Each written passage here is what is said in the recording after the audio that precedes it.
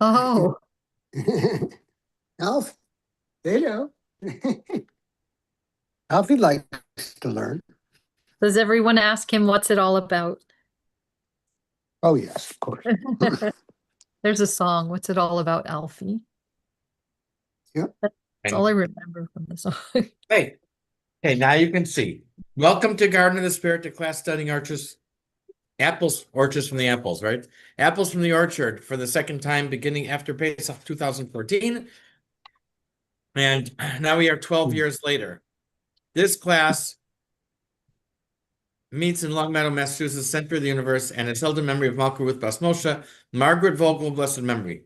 Apples from the Orchard contain selections of teachings of Kabbalah from the Arizal, Rabbi Yitzchak Luria, based on the weekly Torah portion, superbly translated and explained by Rabbi Moshe Wisniewski. Okay.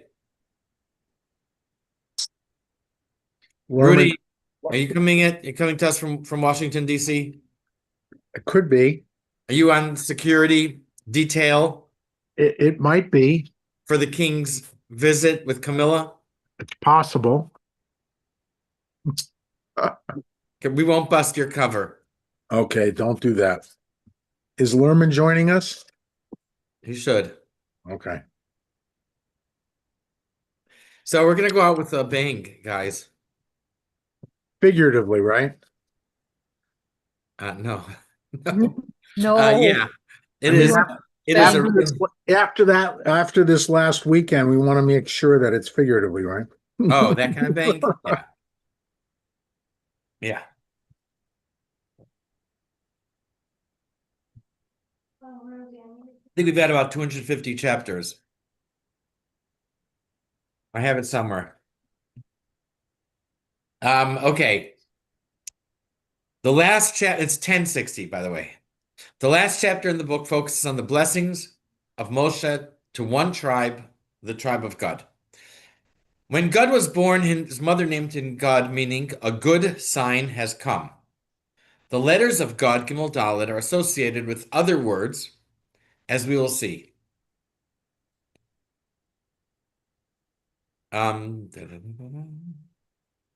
Okay. Jim, please begin page 1060, chapter 5. The seeds of righteousness. To God, he said, Blessed be he who expands God. He dwells like a young lion, rips off the arm of his prey together with the skull, and he saw the beginning for himself. For there, the portion of the lawgiver is hidden. He went out as the heads of the people. He performed the charity of God and his judgments with Israel. This was Moses' blessing to the tribe of Gad. In discussing this verse, the Arizal will refer also to Jacob's blessing to his son Gad. Troops will sally forth from Gad, and they will come back on their own heels. Okay. 2.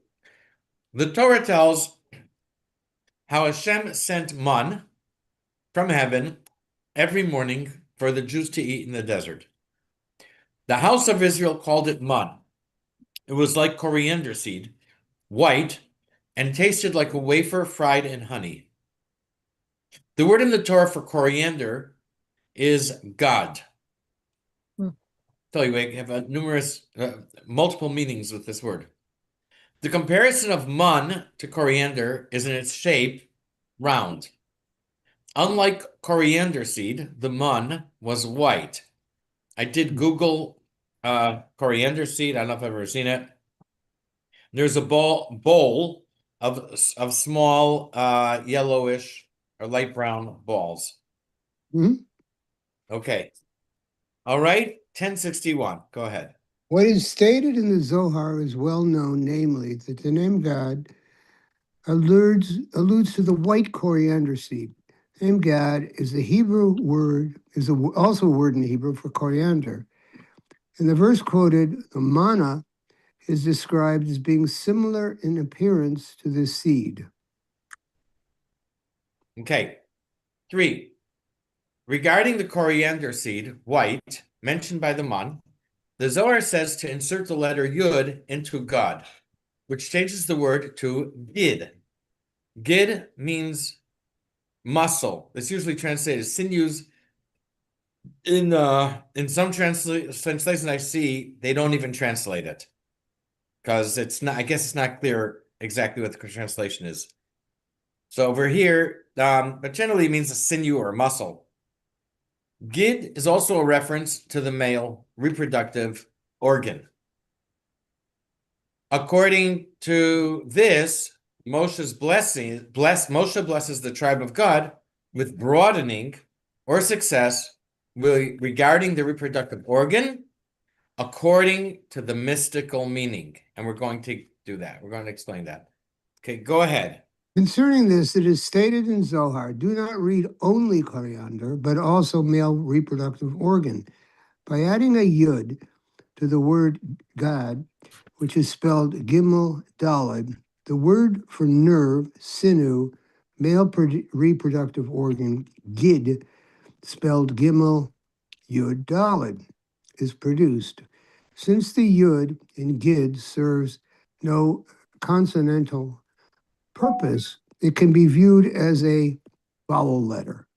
In this way, a simple vowel change transforms God into Gid. Thus, the word God can justifiably be considered to phonetically allude to the word Gid. What we gain from this is that the verse describing manna can also be read. It was like the white seed of the male reproductive organ. Whoa. And Moses' blessing to God as blessed be he who expands the male reproductive organ. The Arizal will go on to explain the mystical significance of this. Okay, we can understand with the story of Yonah, the prophet who was swallowed by a great fish. Yonah's name is spelled Yud Vav Nun Hey. Yud is the point of wisdom, originating in the brain, the spheres of intellect. Vav equals 6 and represents the 6 spheres in the torso. Vav, the same Vav, is also shaped like a spine as the drop of wisdom travels down the spine. The last two letters, Nun and Hey, stand for Netzach and Hod, the last two spheres before Yesod, the sphera that interfaces with Nukva. So basically, we use the physical biology, I don't know what it is, as a metaphor for what happens through Atzilus, so through the process of creation. And so we think of the male seed originating in I guess in the mid region of the body, I guess the testes, I don't know. But actually a baby is born in Chassidus, the way Chassidus looks at it, or Kabbalah, when a baby is born, so the baby is whole with a heart, brain, the head, and so on, which means that the seed contains the entire body, and it contains even from the brain. So in Hasidus, it speaks about the seed originating in the brain and then coming down through the body. So that's what we have here. We start with the Yud. This is the name Yonah. We start with the Yud, which is the point of, which represents intellect, the point of wisdom, and then comes down through Vav, through the spine until Netzach and Hod. The Nun and Hey of Yonah stands for Netzach and Hod. And from there, it, as we said many times, it coalesces in Yesod. You agree? Coalesces in Yesod. We're good. We're good. And from there, it's able to enter Nukva or Malchus. Okay, go ahead. Continue, Jim. Is Ellen here yet? No. This provides the mystical meaning of the verse, and God commanded the fish, it vomited out Yonah onto dry land. This Let's refers go ahead. I'm sorry. Finish the paragraph. this refers to the emission of the drop of male seed into the place referred to as the dry land, as it is written, and the dry land appeared. Okay, one moment. Let me finish number 4. Hashem told the fish to eject Yonah onto dry land. As we've seen in many instances in the book, land is a reference to Malchus, the feminine sphera. Land and women have in common the ability to receive seeds and to produce offspring. In the case of Yonah, and it takes a seed and develops and so on. In the case of Yonah, he represents the male seed, carrying DNA from as high up as the brain to fertilize the land with godliness. And that's what Hashem said to this big fish to eject Yonah onto the dry land. And this is also what's meant in Moshe's bracha to God. Blessed is he who expands God. And we will explain that, continue to explain that. Okay, go ahead, Jim. Dry The land. dry land is an appellation of Malchus, the feminine archetype. In this imagery, Malchus is the dry land waiting to be fertilized by the introduction of potent fruit-producing seed and or by a drop of rain that promote growth. Similarly, Malchus, the avenue of expression for divine consciousness, possesses no intrinsic content, but rather awaits the rain of the Sephiroth above, channeled through Yesod, the male archetype, or specifically the male reproductive organ, to fertilize it with divine content it will then express in the world. In the Zohar, Yonah is taken as a representation of the divine seed of consciousness because his name alludes to the process of its transmission through the Sephiroth. Yonah is spelled Yud Vav Nun Hey. Yud signifies the initial flash of divine insight, Chachma, as we've seen many times before. Vav signifies the descent of the seed down the spinal column, alluded to by the straight form of the Vav, as it is processed through subsequent Sephiroth, all the while gaining more and more substantiation until it reaches Netzach and Hod, indicated by Yonah's name, by their initials Nun and Che. This pair completes the processing of the divine insight, transforming it into a communicable idea, passes it on to Yesod, either as a spiritual seed of consciousness and or the impulse to produce physical reproductive seed. In this context, the fish is the male reproductive organ which vomits out the seed into the world, just as Yonah, once he accepted his prophetic mission, could no longer remain in the fish, had to emerge in order to transmit divine insight into reality. The dry land, again, is Malchus, the feminine, the means of expression. The only way the whole process can come to fruition and divine insight can be brought productively into reality. As we have seen previously, without the proper mating with female, the spiritual or physical seed is wasted. That is, produces negative, evil energy, detracting from the collective divine consciousness of reality rather than enhancing it. Okay. Now, there's another pasuk about God in Yaakov's bracha to God. It is extremely difficult to translate accurately, if not impossible, because in an exceptional display of paranomasia, it uses a form of the word God 4 times. And I would like to say that the blessings of Torah are, and we have several of them through the Torah. We also have several songs in the Torah, or poems, and all of them are closer to poems than, and comparatively, the rest of the Torah is like prose. And the of these blessings and songs, the the format, the words are much more complicated. They're more cryptic. Some of them there's like poetic styles that are used. Then and they can be that I think all of them are much harder to translate. It's more like they need to be explained than to be translated. And here, this is just one example. It says, God, Gidud, Yigudenu, V'hu, Yagud, a cave. If you look in different Chumashim, you'll find different translations.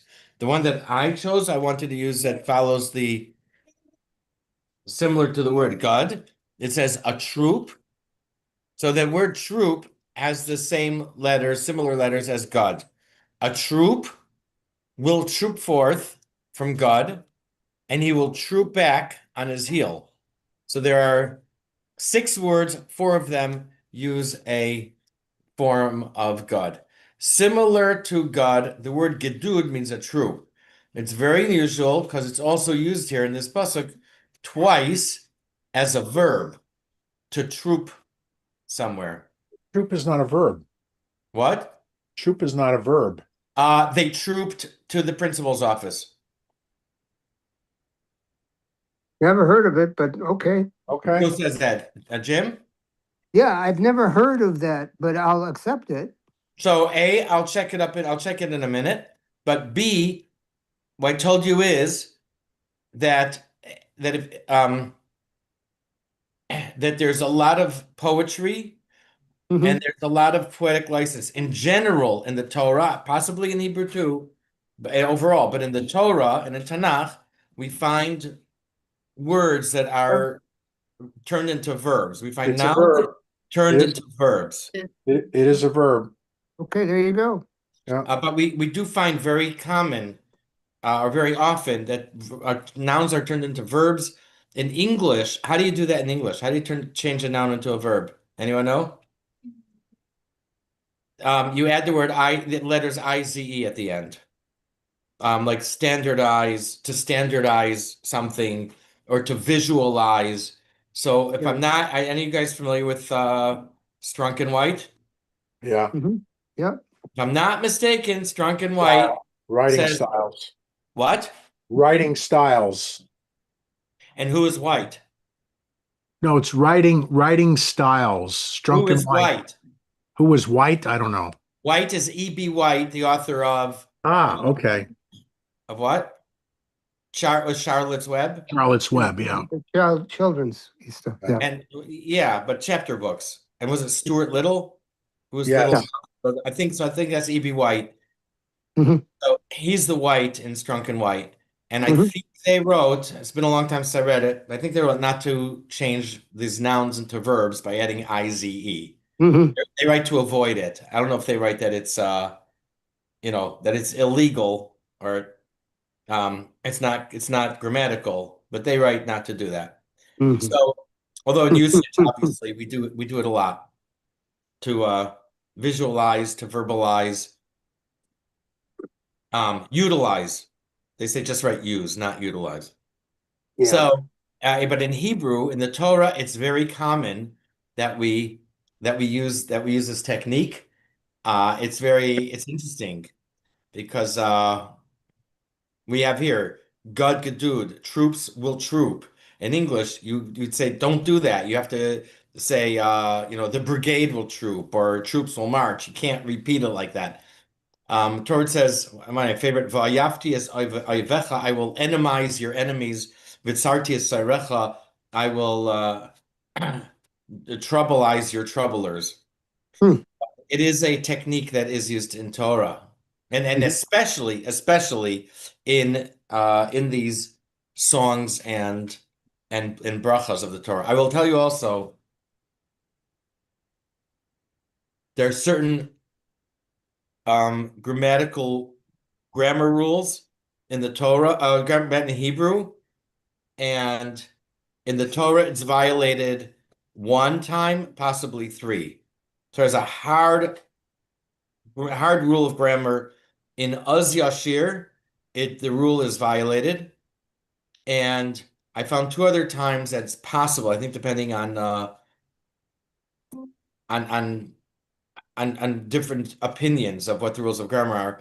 One in the blessings from Yaakov to his children, and one in the blessings of Moshe to the Jewish people before he died.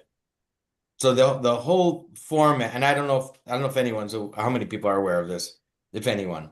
So the whole format is different in these things, and that's where it's very, very difficult to translate.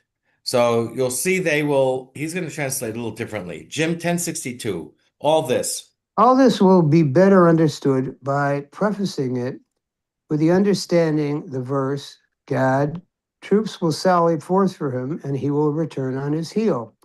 The verse is actually a play on words. The name Gad produces the word for troop, gedud, by repeating the second letter and adding the vowel letter vav in between them. Gad, Gimel, Daled becomes gedud, Gimel, Daled, vav, Daled.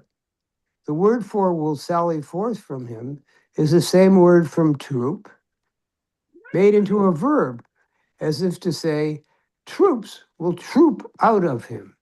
Finally, the word for will return, yagud, is another form of the word God, gedud.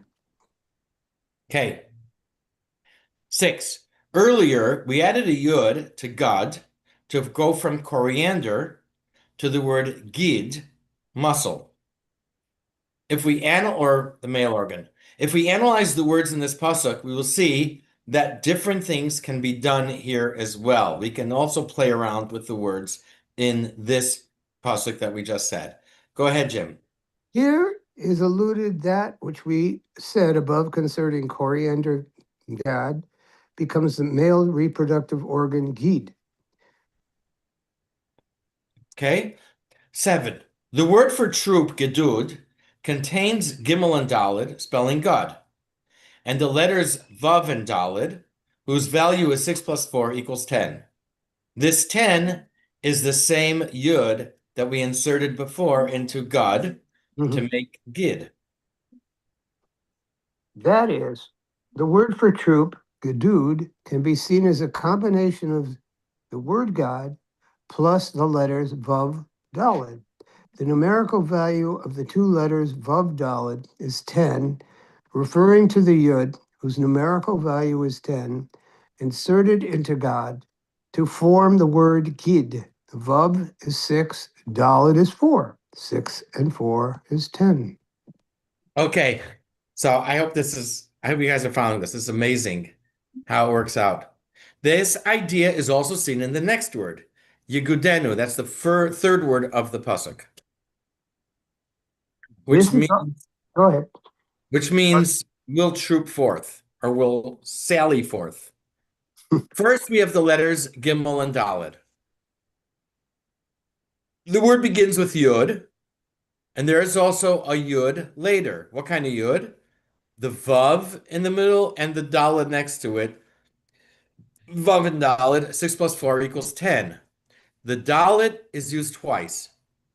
There's one Daled, we use it twice. One for the word God, and then later to add it to the Vav to make 10. So we have two ways to make 10 here. So we're not going to say there's two tens or now we have 20. We're going to have two different ways to make 10, either from the Yud at the beginning or from the Vav and Daled in the middle of the word. Go ahead. And this is also alluded to in the word for will sally forth from him, Yegudenu. And in fact, even more so, for here we have the letter Yud and its spelling out inserted into the word God. The word Yegudenu is spelled Yud Gimel Vav Daled Dud Vav. The main consonantal letters are the Gimel and Daled, giving its derivation from God. In addition, we have the Yud at the beginning of the word and the Vav in the middle together with the Daled, doing double duty, and the spelling out of the Yud as we have seen. Okay, I missed that. He says that the Yud and the Vav and Dalid is the word Yud spelled. And I didn't catch that. Hopefully after the class I'll correct. I'll add it to my notes. Number 9. Now this leaves the last two letters, Nun and Vav. These two letters stand for Nukva. Nukva, Malchus, the feminine principle. And it implies that the drop of male seed is meant to enter Nukva, the female seed, and fertilize it. This for the purpose of Nukva of Zerampin, so there can be coupling of male and female, the purpose of seminal insight of Chachma, traversing and being processed by the ensuing Sifirot for its ultimate expression by way of the feminine principle. Possibly, the Arizal is here indicating that the last two letters of Yagud Nu, the Nun and Vav, allude to Nukva, the first two letters of which are Nun and Vav. Okay, 10. Now this pasuk is included in the Shema before we go to bed. This pasuk, God, Gedud Yugudenu, V'hu Yugud Cave. Troops will troop forth from God, and they will troop back on their heel. Now we can understand why, that because reciting it can help someone from experiencing a wasteful emission during the night. Maybe I should add a word there. 1063 at the top. Abigail, can you continue?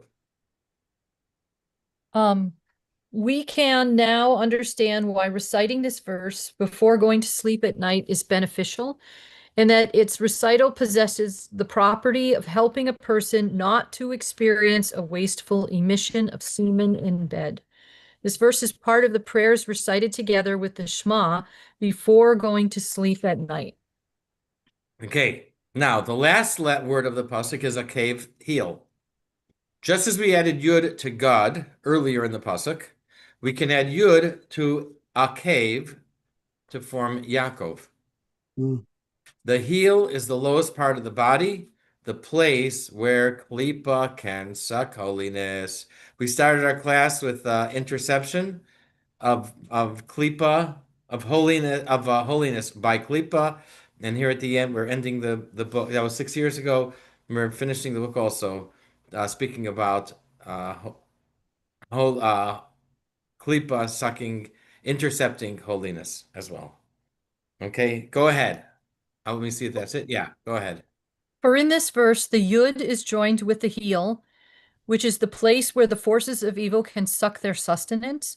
The heel, being a relatively bony, intensive part of the foot, is seen as the body's weak point.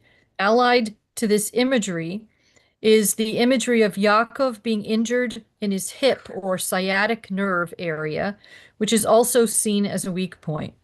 It is a place where, for example, a leech could suck blood without being noticed, as much as it would be were it to attach itself to a more sensitive part of the body. True, because it is so insensitive, the life force present in the heel is low grade, but this is enough to satisfy the nutritional needs of evil. Psychologically, all of this means that insensitivity, being a heel, promotes the growth of evil. In this verse, as we have seen, the Yud inserted into God to form Gid is alluded to twice. The final word of the verse is the word for heel. Okay. Okay, we now got 12. Okay, now after Yaakov and met Esav on his way back to Canaan, the Torah says he arrived whole to the city of Shechem. Our rabbis teach that he arrived whole financially. That is, he did not lack money even after sending 540 animals to Esav. Hashem replaced it with with animals plus more. He arrived whole physically. That is, his hip healed from being dislocated by the angel. And he arrived whole in Torah. That is, he did not lose any of his learning although he worked 20 years for Lavan. By being sure that the Yud, the wisdom and intellect, was added to the word Akev to form the word Yaakov, and extended to the heel, that the wisdom and intellect were extended to the heel, now Yaakov is complete, and it protects even the heel from losing holiness to Klippa. Let me see if that's it. Yeah. Okay, go ahead. When they join, it produces the word Yaakov, rendering him complete. The word for heel is Akev, Ayin Kuf Beis. Yaakov is spelled Yud Ayin Kuf Beis. The imagery of Yaakov being complete is taken from the verse, and Yaakov came complete to the city of Shechem, which follows the story of his hip being injured by the angel with whom he wrestled. Rashi states that the word complete here indicates that he recovered from this injury. The idea that Yaakov overcame the power of evil that tried to incapacitate him by sucking the life force out of him at his heel/hip. This was done in the context of our present discussion by binding the force of the Yud to the heel. The Yud, again, is Chachma, the initial flash of insight. This flash, this pristine moment of enlightenment and expansion of the horizon of divine consciousness, often gets obscured as it is processed by the subsequent sephiros. Although this processing is necessary in order to bring the implications of the insight into practical reality, the dimming of its intensity in the process can leave the person or the process open to the attack of evil. In other words, the person can lose sight of the original thrust of the insight and allow the intellectual or emotional development it spawns to be sidetracked into selfish or worldly directions. It is therefore necessary to periodically renew the freshness of the insight by recalling the initial moment of insight, the epiphany. Doing this helps to keep the development of the insight on track. The intellectual and emotional development is infused with the original transcendent holiness of the experience. We remember that, yes, God was at the center of this insight, and that this renders us immune from the machinations of evil. Yaakov's blessing to Gad can thus be read as Gad, Yesod, will be infused with the Yud, Hakma, rendering itself Gedud, once again rendering it Yegudenu, for the purpose of coupling with Nukva, and thus it will overcome the power of evil that can enter via the heel. All right. By filling the body with holiness, even down to the heel, Klippa has no room to latch on. The person's seed is reserved for holiness and is protected from being wasted. This is the mystical meaning behind this verse. And thus, the power of evil is left with no entry into the realm of holiness, God forbid. This verse thus describes how evil is not allowed entry into holiness, preventing evil thoughts from intruding on a person's holiness while he sleeps. Interestingly, part of the blessing recited before going to bed is the phrase, "And may my bed be complete before you." The rabbinic imagery of the bed being complete refers to how Yaakov's progeny, the result of his marital relations, euphemistically referred to in the rabbinic literature as tashmish hamita, the use of the bed, were completely holy. Unlike Abraham, who fathered Yishmael, and Yitzhak, who fathered Esau, all of Yaakov's offspring remained true to his Jewish ideals. Here is another example of the concept of evil not being allowed entry into the realm of holiness being associated with Yaakov. Okay, 14. Now Yaakov blessed specifically God with his bracha. God personified Yesod, which is in the lower part of the body, the same as the heel. So here we have God personified Yesod. We've always said that who personified Yesod? Joseph. Yosef. Yep. And here we say that God also was a God personification. as well. Okay. Go ahead. We can now understand why Yaakov gave this blessing to God, for God personified Yesod, which is situated in the area of the legs, which include the heel. Since the heel is the point of vulnerability to evil, God, who personified Yesod, needed the blessing of military strength, here described as the ability to bind the Yud to the heel to resist evil's power. Moshe had the same blessing in mind for God. As we will see, not Yaakov had it, and now Moshe had the same blessing as Yaakov, the same idea as Yaakov. As we will see by analyzing the words of the bracha. Moshe says, Baruch Marchiv God. Blessed is he who broadens God. The second word, Marchiv, he broadens, can be scrambled to read Yud Mechaber. He connects Yud to God, that is, by placing Yud in the middle of God to form Gid. Moshe had the same intention in his blessing to God when he said, Blessed be he who expands God. For the word for he who expands can be read as he who joins the Yud. And the phrase can thus be read, Blessed be he who joins the Yud to God, remembering it Gid, capable of transmitting the male seed into Nukva. The word for he who expands is marchiv, spelled mem resh het yud beis. The word for he who joins is mechaber, spelled mem het beis resh. Thus, marchiv can be reread as mechaber yud, he who joins the yud. Now, 16, the word marchiv, he broadens, can also be scrambled to read Yud berechem, Yud in the womb. Once again, this means that the male seed enters nukva, the feminine principle, where it belongs, and preventing klipa to intercept holiness. For the word for he who expands can also be read as yud in the womb, referring to the drop of male seed. The word for womb is rechem, spelled resh het mem. In the womb is b rechem, beis resh het mem. Marhiv can thus be read as yud be rechem, yud in the womb.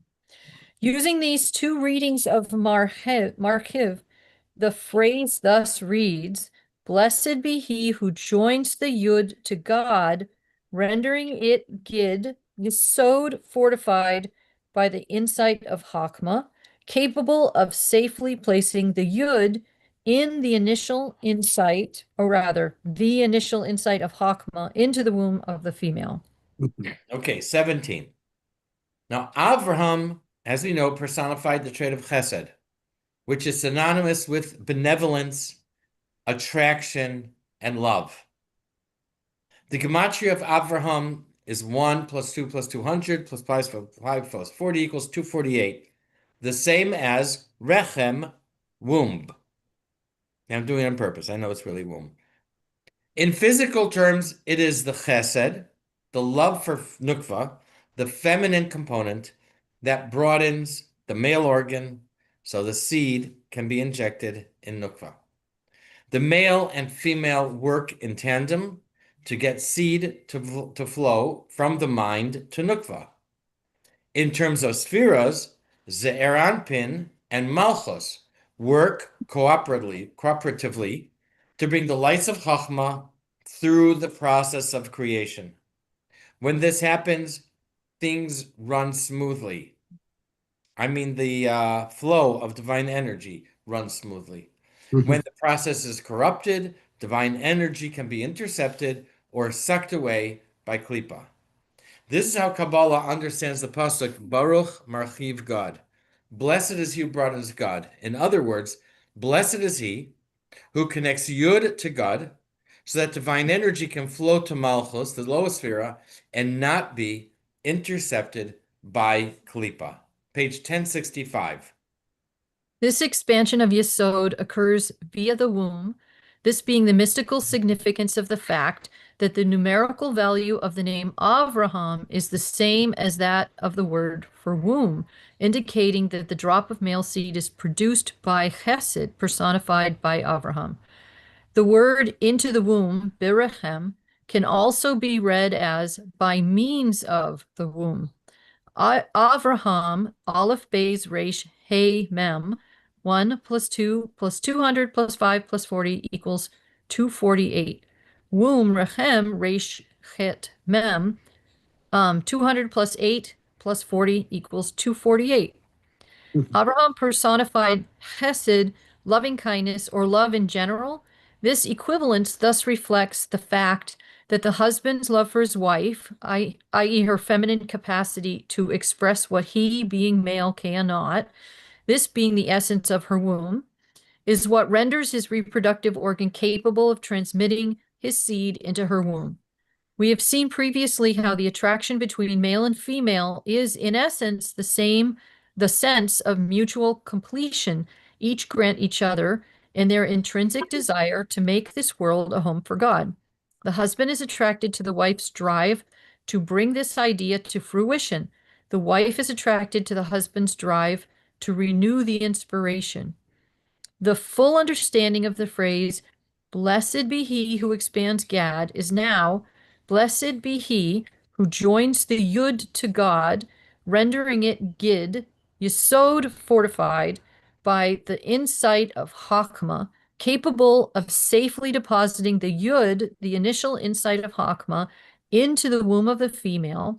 All this by means of the love and attraction the male, the insight in its development, feels for the female, the power of expression and concretization concentrated in the womb.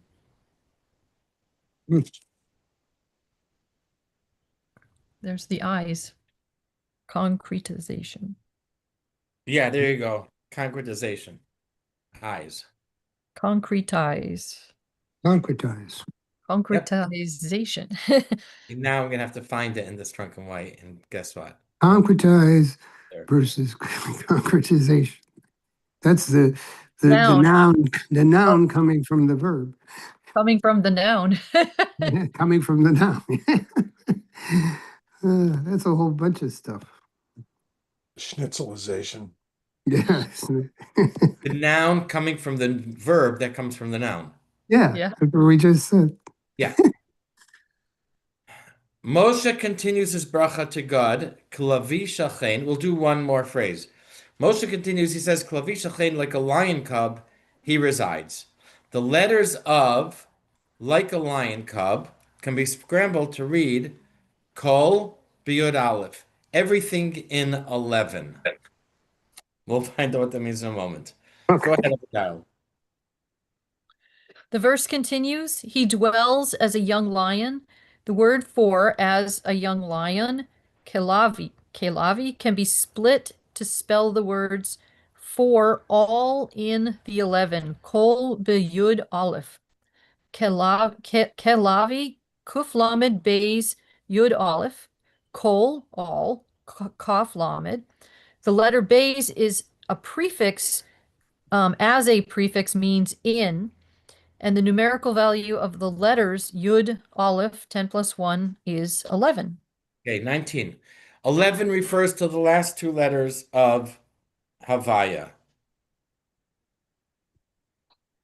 Vav and Hey, whose gematria totals 11.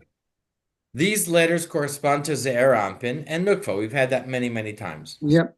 In the morning davening, we say L'cha, Hashem, Hagdula, Bagvura, Batiferes, Vanesa, Ahod, Kichol Bashma V'aretz, L'cha Hashem L'cha. To you, Hashem, is greatness, might, and so on. In this passage, we mentioned the 7 lower spheros. Gedula is greatness, is chesed. Gevura is the same word. Tiferes. Netzach and Hod are there. Then Yesod, the word Yesod is replaced in this pasuk with the word Kol, which means everything.